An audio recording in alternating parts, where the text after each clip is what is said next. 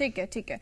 ब्रह्मदीप जी, हम अभी तक जो तस्वीर देख पा रहे हैं वो ये देख रहे हैं कि भारत एक बैलेंस बनाने की कोशिश में जुटा हुआ है कि दोनों ओर से बैलेंस बना रहे ताकि स्थिति हमारी ओर से एटलीस्ट ना बिगड़े, हमारे लोगों को ज्यादा परेशानी ना हो। क्या जिस तरह से जंग बढ़ता जा रहा है उसकी वजह से भारत वो संतुलन बनाने में असमर्थ हो रहा है या फिर मुश्किलों का सामना करना पड़ रहा है?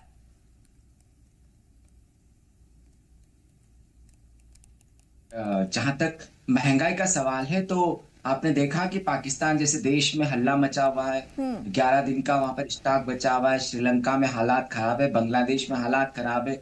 लोग सड़कों पर उतर आए हैं। लोग विरोध प्रदर्शन कर रहे हैं। हिंसा हो रही है। गैस टंकियां लूटी जा रही है। तो हमारे यहाँ पर इतना बड़ा देश है और हमारे यहाँ पर किसी भी शहर में, किसी भी गांव में ऐसी कोई तस्वीर आपके सामने नहीं आ पाएगी। लेकिन सबसे महत्वपूर्ण बात है कि भारत की विदेश नीति का संतुलन कैसा। देखिए, युद्ध के ठीक पहले प्रधानमंत्री मोदी इजराइल की यात्रा पर से आए थे। इजराइल हमारा सामरिक भागीदार है, लेकिन उसके बावजूद ईरान से हमारे संबंध खराब नहीं हुए।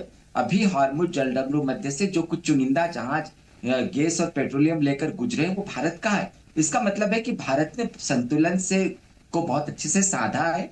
भारत ने इस बात की परवाह की है कि कैसे मानवाधिकारों की रक्षा करते हुए इस युद्ध के को शांत रखा जाए या युद्ध से कम प्रभावित हुआ जाए। यही कारण है कि भारत ने न तो युद्ध को लेकर इजराइल का पक्ष लिया है, न ही हमलों को लेकर ईरान का पक्ष लिया है या ईरान का समर्थन किया है।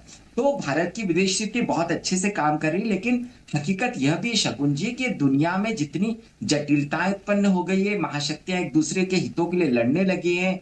ईरान जैसे जो देश है बहुत ही आक्रामक है। इजराइल और ईरान की दुश्मनी एक दूसरे के सामने। तो भारत ने न तो युद्ध को थोपा है, न भारत ने चाहा कि युद्ध हो, और न ही भारत चाहता है कि युद्ध लंबे समय तक चले।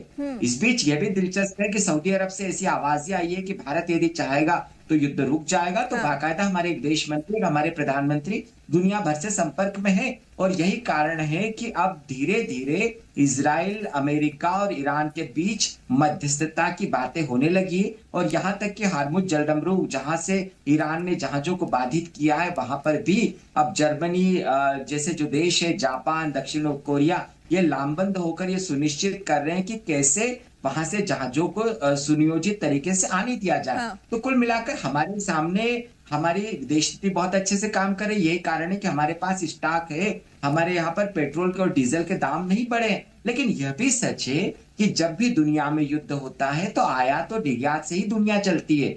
जहां जो सबसे ज्यादा जो माल की आवाजाही होती है वो समंदर के रास्ते होती है। और यदि युद्ध लंबा चलता है तो फिर यदि उनके दाम बढ़ेंगे, वहां पर जो उन पर खर्च बढ़ेगा, चूंकि जहाजों के लिए बड़ा बीमा होता है, यदि बीमा कंपनियां ज्यादा पैसा वसूलेगी तो निश्चित तौर पर इसका प्रभाव ग्राहकों पर पड़ता है। लेकिन शुक्र यह है कि भारत पर अभी ऐसा प्रभाव नहीं है और भारत को इस मामले में, भारत के लोगों को चिंतित होने की जरूरत नहीं है। शगुन जी। ठीक है।